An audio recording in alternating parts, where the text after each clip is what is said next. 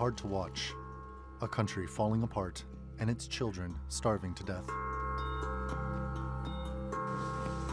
And as Yemen's humanitarian situation worsens, more questions are being asked about who's responsible and how to stop it.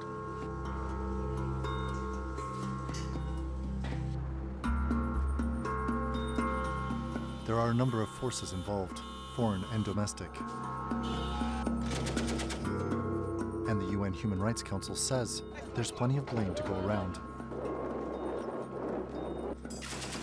Parties on both sides of the conflict stand accused of war crimes and human rights abuses. Widely regarded as a proxy war, the west of the country is controlled by Iran-backed Houthi rebels, while the Saudi-led coalition, Yemeni government forces, and other allies control the east. But there's a food crisis in areas controlled by both sides. Alarms are ringing over the frontline city of Hudaida, where 70% of all imported goods enter the country.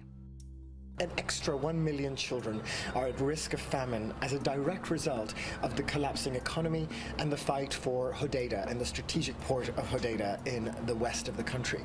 Now, that's on top of the 4.2 million children that were already on the brink of starvation. Poverty is also at the root of starvation in Yemen. Many people simply can't afford food, as prices have soared at an average of 68% since 2015. And the Yemeni rial has plummeted by nearly 180% in value.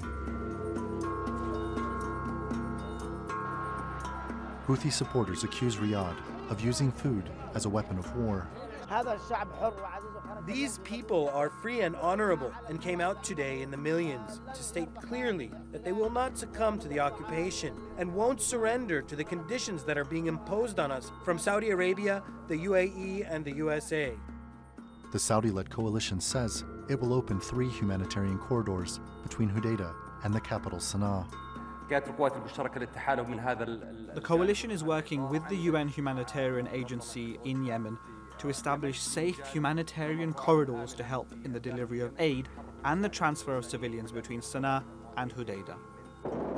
At the same time, the Saudi-led coalition has recently restarted a large-scale offensive to wrest Hudaida from Houthi control.